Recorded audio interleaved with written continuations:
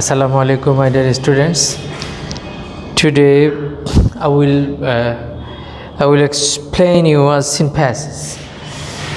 Synthesisটা হচ্ছে unit 5 lesson 2 এর adolescence and some related problems in Bangladesh. এই প্যাসেজটা আমি আজকে তোমাদেরকে পড়াবো। দেখো, এটা it is one of the most important passage for your board examination. তাহলে দেখো, প্যাসেজটা তোমরা সামনে বই নিয়ে বসো এবং প্যাসেজটা খুলো। এটা হচ্ছে ইউনিট 5 লেসন 2। অ্যাডোলেসেন্স বলতে বোঝায় কিশোর কিশোরী বয়সের মূল যে সমস্যাগুলো অথবা সম্ভাবনা, কিশোরী বয়সের সব কিছু নিয়েই এই পুরো অধ্যায়টায় আলোচনা। অ্যাডোলেসেন্স কনস্টিটিউট মানে গঠন করে। অ্যাডোলেসেন্স অর্থাৎ কিশোরীরা গঠন করে আ নেশনস কোর রিসোর্সেস। কোর মানে মূল, রিসোর্সেস মানে সম্পদ। তাহলে একটি জাতির, নেশনস মানে জাতির, তাহলে একটি জাতির মূল সম্পদ অ্যাডোলেসেন্সরা গঠন করে। কিশোরীরা একটি জাতির মূল সম্পদ গঠন করে। ফর ন্যাশনাল, কিসের জন্য গঠন করে? ফর ন্যাশনাল রিনিউয়াল অর্থাৎ জাতীয় নবায়ন অ্যান্ড বৃদ্ধি মানে বৃদ্ধি, রিনিউ অর্থাৎ জাতীয় নবায়ন এবং বৃদ্ধির জন্য, অর্থাৎ নতুন কিছুর জন্য, এই বৃদ্ধির জন্য কিশোরীরা একটি জাতির মূল সম্পদ গঠন করে। তোমরা জানো যে কিশোরী যদি ভালোভাবে তাদেরকে প্রশিক্ষণ দেওয়া যায়, প্রশিক্ষিত করা যায়, তাহলে একটি দেশের জনশক্তিতে রূপান্তরিত করা সম্ভব। আর এভাবেই একটা দেশকে নতুনভাবে গঠন করা এবং এর সমৃদ্ধি ঘটানো সম্ভব। যার কারণে এই লাইনটায় বলা হয়েছে যে জাতীয় নবায়ন এবং বৃদ্ধির জন্য যে একটি দেশের মূল সম্পদ গঠন করে হচ্ছে কিশোরীরা। অ্যাডোলেসেন্স ইজ এ পিরিয়ড, এটা এমন একটা সময়, অ্যাডোলেসেন্স ইন লাইফ, জীবনের, ওয়েন ট্রানজিশন মানে স্থানান্তরণ। হ্যাঁ, তাহলে এক স্থান থেকে অন্য স্থানে যাওয়া। তাহলে transition from childhood to adulthood take place.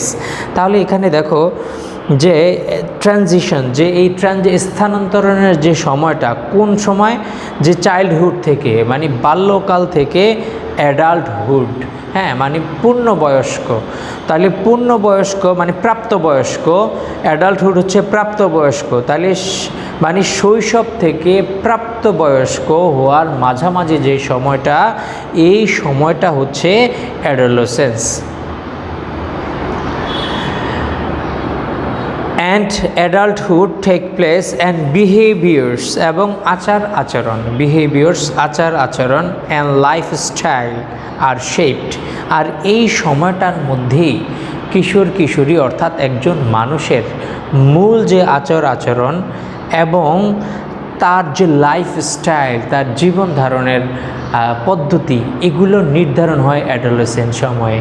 এই অ্যাডোলেসেন্ট সময়ে যদি কোনো ছেলে বা মেয়ে সে যদি সঠিক শিক্ষায় শিক্ষিত হতে পারে, তাহলে তার পরবর্তী জীবনে তার যে আচরণ এবং তার যে চলাফেরার স্টাইল, অর্থাৎ সব কিছু এই সময়টার উপর নির্ভর করে। এই সময়টা হচ্ছে this time will enlighten your future, যে এই সময়টা তোমার ফিউচারকে আলোকিত করবে, প্রজ্বলিত করবে। আর এটা কি গঠন করে? According to World Health Organization. তাহলে অ্যাকর্ডিং টু মানে অনুসারে, হ্যাঁ। তাহলে অ্যাকর্ডিং টু এগুলাকে বলা হয় পার্টিসিপেল প্রেপোজিশন। এটা একটা প্রেপোজিশন। পার্টিসিপেলের যেমন রিগার্ডিং, হ্যাঁ, এগুলো কনসিডারিং, এগুলো participle preposition. According to the World Health Organizations, যে তোমরা জানো যে 1945 সালে যে জাতিসংঘ গঠিত হয়েছে, এই জাতিসংঘর আন্ডারে বিভিন্ন সংস্থা বিভিন্ন সেবা দান করে থাকে। এর মধ্যে একটা হচ্ছে বিশ্ব স্বাস্থ্য সংস্থা, ওয়ার্ল্ড হেলথ অর্গানাইজেশন, হু, এটাকে সংক্ষেপে বলা হয় হু। অ্যাডোলেসেন্স মানে এটা হচ্ছে তারা অ্যাডোলেসেন্সের একটা সংজ্ঞা দিয়েছে, ডিফিনেশন দিয়েছে। Adolescence is the period, adolescence হলো এমন একটা সময় হুইচ শেপস, যেটা গঠন করে, এখানে খেয়াল করো হুইচ একটা রিলেটিভ প্রোনাউন, এখানে হুইচ রিলেটিভ প্রোনাউনের অ্যান্টিসিডেন্ট হচ্ছে দ্য পিরিয়ড। হ্যাঁ, তাহলে এটা সিঙ্গুলার, মনে রাখতে হবে রিলেটিভ প্রোনাউনের পরে যে ভার্বটা বসবে এই ভার্বটা তার রিলেটিভ প্রোনাউনের আগের সাবজেক্ট অনুযায়ী হবে, অ্যান্টিসিডেন্ট অনুযায়ী হবে। তাহলে রিলেটিভ প্রোনাউন যাকে ইঙ্গিত করে বা যাকে নির্দেশ করে সেগুলোকে বলা হয় অ্যান্টিসিডেন্ট। আর রিলেটিভ প্রোনাউনের পরের যে ভার্বটা, এই ভার্বটা সবসময় তার আগের সাবজেক্ট অনুযায়ী নির্ধারণ করা হবে। যার কারণে এখানে দেখো adolescence is a period, adolescent হলো এমন একটা সময় হুইচ শেপস, দেখো এখানে ভার্বের সাথে এস বা ইয়ে যোগ হয়েছে কারণ এখানে দ্য পিরিয়ড সিঙ্গুলার রয়েছে। Shapes the future of the girls and boys lifes, তাহলে যেটা অ্যাডোলেসেন্স হচ্ছে এমন একটা সময় যেটা গঠন করে, শেপস গঠন করে দ্য ফিউচার ভবিষ্যৎ of girls and boys life's, গার্লসদের এবং বয়েজদের যে ভবিষ্যৎ নির্ধারণ করে। There are 28 million adolescence in Bangladesh, তাহলে 28 মিলিয়ন রয়েছে অ্যাডোলেসেন্ট বাংলাদেশে, তার মধ্যে 13.7 million of them are girls, তাহলে গার্লস রয়েছে 13.7 আর বয়েজ রয়েছে 14.4। দেখো তারপর আমরা প্রথম প্যারাটা পড়া শেষ করলাম, তারপরেরটার দিকে খেয়াল করো, দ্য সিচুয়েশন অবস্থা, হ্যাঁ অবস্থা condition, situation of adolescent girls in Bangladesh, যে বাংলাদেশের যে অ্যাডোলেসেন্স কিশোরী বালিকাদের যে পরিস্থিতি অবস্থা ইজ ক্যারেক্টারাইজড মানে বৈশিষ্ট্যমণ্ডিত। হ্যাঁ, আর এখানে হবে যে চিহ্নিত, কিভাবে চিহ্নিত, বাই ইনইকুয়ালিটি অসমতা, অ্যান্ড সাবঅর্ডিনেশন মানে অধীনতা বলতে বোঝায়, দেখো আমরা আমাদের বর্তমান বাংলাদেশের প্রেক্ষাপটে, হ্যাঁ একটা মেয়ে ইচ্ছা করলেই কিন্তু সন্ধ্যার পরে বাইরে যেতে পারে না, কিন্তু একটা ছেলে ইচ্ছা করলে সন্ধ্যার পরে বাইরে যেতে পারে। একটা ছেলে দেরি করে বাসায় আসলে মা অনেক সময় বলে না যে তুই কেন এত দেরি করে আসছিস, কিন্তু একটা মেয়ে দেরি করে আসলে ঠিকই কিন্তু বলে যে তুই কোথায় ছিলি। তাহলে এই যে মনে করো, আর মেয়েরা সাধারণত ঘরে থাকে বা মাও চায়, মা বাবা ফ্যামিলির লোকজনও চায় যে মেয়েটা ঘরে থাকুক বিনা প্রয়োজনে যাতে বাইরে না যায়। তাহলে এই যে সাবঅর্ডিনেশন অধীনতা, হ্যাঁ তাহলে এখানে বলা হয়েছে যে বাংলাদেশের যে কিশোরী মেয়েদের যে অবস্থা, হ্যাঁ এটা ক্যারেক্টারাইজড, এটা বৈশিষ্ট্যমণ্ডিত বা এটা ফুটে ওঠে কিসের দ্বারা, যে অসমতা, ইকুয়ালিটি মানে সমতা, ইনইকুয়ালিটি অসমতা, এবং সাবঅর্ডিনেশন এবং অধীনতা within the family and society, তার ফ্যামিলির দ্বারা এবং সোসাইটির দ্বারা, সমাজের দ্বারা। দিস ইনইকুয়ালিটি লিডস, আর এই যে অসমতাটা ছেলে আর মেয়ের মাঝে যে অসমতা, লিডস এটা পরিচালিত করে টু ওয়াইড স্প্রেড মানে বিস্তৃত, প্র্যাকটিস মানে বিস্তৃত একটি প্র্যাকটিস, যে জীবন ধারণ পদ্ধতি, এখানে অর্থ হবে যে culture of child marriage.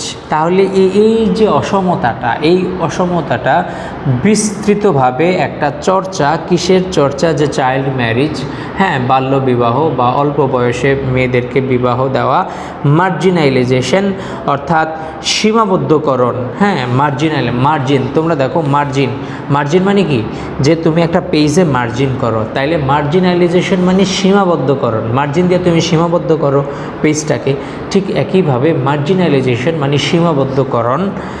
And exclusion মানে বিয়োজন, এক্সক্লুজন ফ্রম হেলথ, আর এখানে আসলে বোঝানো হয়েছে যে এই যে ইকুয়ালিটিটা, ইনএকুয়ালিটি, মেয়েদের ক্ষেত্রে যে ইনএকুয়ালিটিটা হয়, যে অসমতাটা হয়, এটা মেয়েদেরকে কি কি সমস্যার মুখোমুখি করে? তাদেরকে হচ্ছে চাইল্ড ম্যারেজ অর্থাৎ বাল্য বিবাহে তারা অনেক সময় বাধ্য হয়। মার্জিনালাইজেশন, তাদের একটা সামাজিক এবং পরিবেশগত একটা সীমাবদ্ধতা তৈরি হয়। এক্সক্লুশন, তারা পরিবেশ থেকে অথবা তাদের স্বাস্থ্য থেকে, শিক্ষা থেকে, অর্থনৈতিক সুযোগ সুবিধা থেকে তারা বঞ্চিত হয়। হ্যাঁ, এক্সক্লুশন, বিয়োজন হয় ফ্রম হেলথ। কোথা থেকে? তাহলে দেখো, মানে সীমাবদ্ধ হয়, এক্সক্লুশন, বিয়োজন হয় কোথা থেকে? স্বাস্থ্য থেকে। তারা দেখা যায় যে চাইল্ড ম্যারেজ যদি হয় তাহলে, বা এভাবে মার্জিনালাইজেশন, এক্সক্লুশন এগুলো যদি হয়, তাহলে একটা মেয়ের হেলথ মানে ভালোভাবে গঠিত হতে পারে না, স্বাস্থ্য গঠন হতে পারে না ভালোভাবে, ওই মেয়েটা ঠিকমতো শিক্ষা গ্রহণ করতে পারে না। অ্যান্ড ইকোনমিক অপরচুনিটিস, এবং তার দেখা যায় নিজের কোনো অর্থনৈতিক সুযোগ সুবিধা থাকে না, তাকে সবসময় অন্যের উপর ধারণা করতে হয় বা অন্যের উপর তাকে ডিপেন্ড করতে হয়, নির্ভর করতে হয়। অ্যান্ড ভালনারেবিলিটি মানে দুর্বলতা, অরক্ষিত অবস্থা। হ্যাঁ, তো তাদের মধ্যে একটা অরক্ষিত অবস্থা তৈরি হয়। টু ভায়োলেন্স, আর এটা থেকে হয় ভায়োলেন্স, সহিংসতা, অ্যান্ড সেক্সুয়াল অ্যাবিউজ এবং যৌন নিপীড়ন। 3 নম্বর প্যারাটা দেখো, ইন বাংলাদেশে the legal age of marriage, যে আইন অনুযায়ী, লিগ্যাল মানে হচ্ছে যেটা in the eye of law, আইনের দৃষ্টিতে, হ্যাঁ, যে মেয়েদের এজ, গার্লস, যে marriage is age in for girls, 18 বছর বয়স হচ্ছে মেয়েদের বিবাহের জন্য লফুল একটা age, and 21 for boys, and ছেলেদের জন্য হচ্ছে 21 বছর। হাওয়ার, যাই হোক, 33% অফ অ্যাডোলেসেন্ট গার্লস, অর্থাৎ 33% কিশোরী বালিকারা আর ম্যারিড, তাদেরকে বিয়ে দেওয়া হয় বিফোর দ্য এজ অফ 15। তাহলে 15 বছরের আগে বাংলাদেশে এখন পর্যন্ত প্রায় 33% মেয়ের বিয়ে হয়। 33% মেয়ের বিয়ে হয় কি 15 বছরের আগে, of 15, and 60% become the age of 19। আর বাংলাদেশের মেয়েরা প্রায় 19 বছরের আগেই 60% মেয়েরা মা হয়ে যায়। রিসার্চ, এই যে গবেষণাটা এখানে তুলে ধরা হয়েছে, রিসার্চ ফাইন্ডস, এই গবেষণাটা খুঁজে পেয়েছে দ্যাট যে adolescence with higher level of education, যে অ্যাডোলেসেন্ট যারা, অর্থাৎ যেসব কিশোরীরা যাদের উচ্চ শিক্ষা রয়েছে, with higher level of education, যাদের উচ্চ শিক্ষা রয়েছে, and from more affluent families, affluent মানে সচ্ছল, হ্যাঁ, অ্যাফ্লুয়েন্ট মানে কি সচ্ছল, তো যাদের মোটামুটি টাকা পয়সা রয়েছে, ধন সম্পদ রয়েছে, তারা হচ্ছে অ্যাফ্লুয়েন্ট ফ্যামিলিস। তাহলে যেসব বালিকাদের, এই যে রিসার্চটা খুঁজে পেয়েছে, যেসব মেয়েদের উচ্চশিক্ষা রয়েছে এবং যাদের পরিবার সচ্ছল, অ্যাফ্লুয়েন্ট ফ্যামিলিস, ট্রেন্ড, তাদের মধ্যে একটা প্রচলন রয়েছে, কি প্রচলন রয়েছে? To marry at later age, তাদের মধ্যে একটা দেরিতে বিবাহের একটা প্রচলন রয়েছে। বয়েজ, বালকরা, হাওবার, যাই হোক, বিকাম রেডি ফর ম্যারেজ, বালকরা বিয়ের জন্য রেডি হয়, প্রস্তুত হয়, অনলি আফটার সেভারেল ইয়ার্স, আরও অনেক পরে, of adolescence and young adulthood, অর্থাৎ তারা যখন মানে প্রাপ্তবয়স্ক হয়ে যায় তারও অনেক বছর পর ছেলেরা বিয়ের জন্য উপযুক্ত হয়। দেখো তারপরের প্যারাটার দিকে খেয়াল করো। ওয়েন আ গার্ল, যখন একজন বালিকা, গেটস ম্যারিড, শোনো, গেটের পরে সবসময় ভার্বের পাস্ট পার্টিসিপল ফর্ম ব্যবহৃত হয়, অর্থাৎ গেটের পরে, এটা তোমরা মনে রাখবে। আর হচ্ছে বিকাম, অ্যাপিয়ার, হ্যাঁ, স্মেল, টেস্ট, এগুলো হচ্ছে লিঙ্কিং ভার্ব, এগুলোর পরে অ্যাডজেক্টিভ বসাতে হয়। তো এগুলোর পর যখন তুমি ভার্ব বসাবা তখন ভার্বটাকে তোমার পার্টিসিপল করতে হবে। When a girl gets married, যখন একটি বালিকার বিবাহ হয়, she usually drops, সে তখন ঝরে পড়ে আউট অফ স্কুল থেকে, অ্যান্ড begins, এবং সে কাজ শুরু করে ফুল টাইম ওয়ার্ক পুরোপুরি ইন হার ইন-লস হাউসহোল্ড, তার যে স্বামীর বাড়িতে সে পুরোপুরি কাজে নিযুক্ত হয়ে যায়। ইন দ্য ইন-লস হাউস, তার যে শ্বশুর বাড়িতে, শি ইজ মার্জিনালাইজড, সে সীমাবদ্ধ হয়ে পড়ে। শি বিকামস ভালনারেবল, সে দুর্বল হয়ে পড়ে, to all forms of abuse, সব ধরনের যে নির্যাতন, হ্যাঁ, এগুলো থেকে সে কি হয়ে পড়ে, দুর্বল হয়ে পড়ে, ইনক্লুডিং, আর এর মধ্যে কি কি আছে, ডাউরি রিলেটেড ভায়োলেন্স, অর্থাৎ যৌতুক। তোমরা জানো যে যৌতুক নিয়ে অনেক প্রবলেম হয় বাংলাদেশে, তাহলে এই যৌতুক ধরনের সমস্যা বিয়ের পরে একটা মেয়ে প্রায় ফেস করতে হয়। ইন বাংলাদেশে ইট ইজ স্টিল কমন, এটা এখন পর্যন্ত প্রায় common, for a brides family to pay dowry, তাহলে কন্যার পরিবারকে এখন পর্যন্ত যৌতুক দিতে হয়, এটা একটা সাধারণ কমন একটা practice. Despite the practice being illegal, তাহলে যদিও এই প্র্যাকটিস এগুলাকে বলা হয় নমিনেটিভ অ্যাবসুলেট, হ্যাঁ, যেমন দ্য প্র্যাকটিস বিং ইলিগাল, যে প্র্যাকটিসটা ইলিগাল হওয়া সত্ত্বেও, তাহলে এগুলো কী বলা হয়, নমিনেটিভ অ্যাবসুলেট, হ্যাঁ, যেমন the water being dirty I could not drink it, যে পানিটা ডার্টি হওয়ার কারণে আমি খেতে, তাহলে দ্য ওয়াটার বিং ডার্টি, এই অংশটা এগুলাকে বলা হয় nominative absolute. Dowry demands can also continue, ডাউরির যে অর্থাৎ যে ডাউরি আর এই যে যৌতুক এটা চায়, can also confine after the weeding, এটা কন্টিনিউ, এটা চলতে থাকে, যে ক্যান অলসো কন্টিনিউ, এটা চলতে থাকে আফটার দ্য উইডিং, বিবাহের পরেও এটা চলতে থাকে। ফর অ্যান অ্যাডোলেসেন্ট ব্রাইড, যে একজন ব্রাইডের জন্য, কিশোরী ব্রাইডের জন্য, কন্যার জন্য, ইভেন ইফ শোনো, মনে রাখতে হবে ইভেন ইফের আগে সবসময় কমা বসবে, এই জন্য এখানে কমা আছে। Even if in-laws are supportive, যদিও তার হাজব্যান্ড তার সাথে সাহায্য সহযোগিতা করে, তার যদি হেল্পফুল হয়, দেয়ার আর গ্রেটার হেলথ রিস্ক, তারপরেও তার অনেক স্বাস্থ্য ঝুঁকিতে সে থাকে, অফ প্রেগনেন্সি, অর্থাৎ গর্ভধারণের জন্য তার অনেক স্বাস্থ্য সমস্যা থাকতে পারে, অ্যান্ড চাইল্ড বার্থ, এবং বাচ্চা জন্মদানের সময়।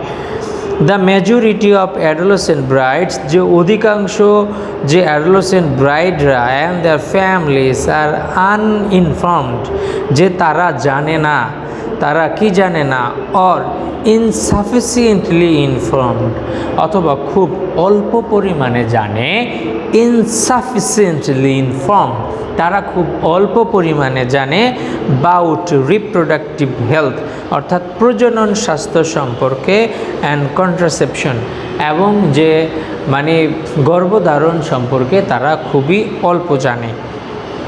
The maternal mortality rate, maternal মানে মাত্র, মাদার থেকে ম্যাটার্নাল, মর্টালিটি রেট মাতৃমৃত্যুহার, ফর অ্যাডোলেসেন্টস অর্থাৎ কিশোরী মেয়েদের মাতৃমৃত্যুহার is double the national rate, national জাতীয় যে মৃত্যুহার এটার চাইতে তাদের মৃত্যুহারটা হচ্ছে double. Okay, thank you for being with me my dear students. আমি পরবর্তী ক্লাসে আমি যে এই আজকে সিন প্যাসেজটা পড়িয়েছি এটার যে বিভিন্ন প্রশ্নাবলী আমি আগামী ক্লাসে আলোচনা করব। ওকে, আল্লাহ হাফেজ, see you in the next class.